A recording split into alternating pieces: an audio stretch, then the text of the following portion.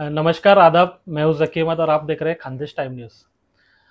हम आपको एक ऐसी हिस्ट्री सुनाना चाहते हैं और जिससे आप सभी लोग वाकिफ़ हो।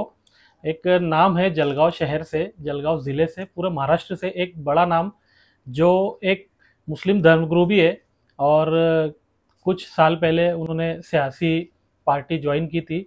ऐसे हमारे जलगांव शहर के मुफ्ती हारून नदवी, जो आज हमारे साथ मौजूद है।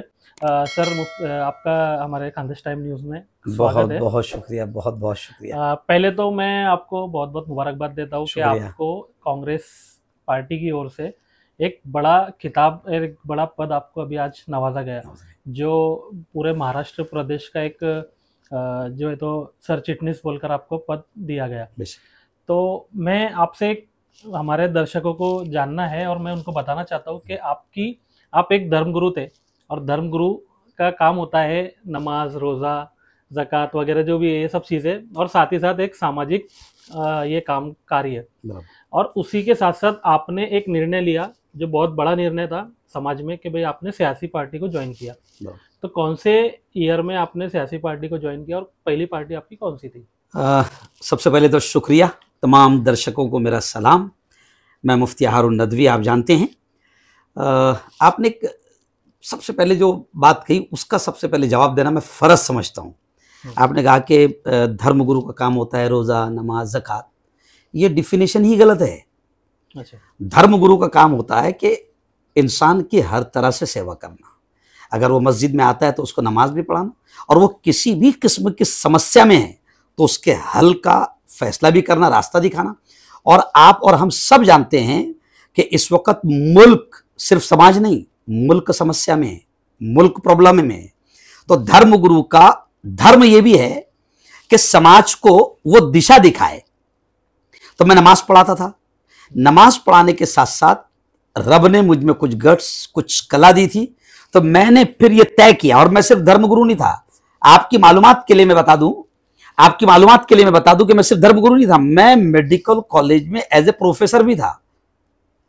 अब मेडिकल कॉलेज में प्रोफेसर रहते हुए, नमाज पढ़ाते हुए, मुझे ऐसा लगा कि राजनीतिक एतबार से भी लोगों की रहबरी करना चाहिए, उनको दिशा देना चाहिए। तो 2014 में मैंने पॉलिटिक्स में, राजनीति में भी कदम रखा, और सबसे पहले मेरी शुरुआत हुई समाजवादी पार्टी से। 3 साल तक मैं समाजवादी पार्टी से जुड़ा रहा, लेकिन 2019 में मुझे ऐसे लगा कि अब मुझे बाकायदा नेशनल पार्टी, कांग्रेस पार्टी में ज्वाइन होना चाहिए, और फिर बाकायदा एकता, अमन, शांति का माहौल बनाते हुए, सद्भावना का माहौल बनाते हुए, कांग्रेस की विचारधारा और हमारी विचारधारा एक है। तो फिर मैंने कांग्रेस ज्वाइन किया, 2017 ही में ज्वाइन कर लिया था। अच्छा। फिर 2017 से मैं कांग्रेस के लिए काम करता रहा, और फिर मैंने विधानसभा, लोकसभा, नगर पालिका, इन तमाम इलेक्शन में बाकायदा मैंने जालना, परभनी, औरंगाबाद, महाराष्ट्र, एमपी, गुजरात, हर जगह मैं पार्टी के लिए काम करता रहा, प्रवक्ता के तौर पर काम करता रहा। मुझे ऐसा लगता है कि हमारे बड़ों ने, मेरी पार्टी ने मेरे इन तमाम कामों को देखा, और खासतौर से अभी जो हमारे प्रदेश अध्यक्ष है हर्षवर्धन जी सपकाल, उन्होंने मेरे कामों को वो 2000, मैं आपको एक अजीब बात बता दूं कि 2014 में उनके प्रचार के लिए मैं गया था, जब वो प्रदेश अध्यक्ष नहीं थे। अच्छा।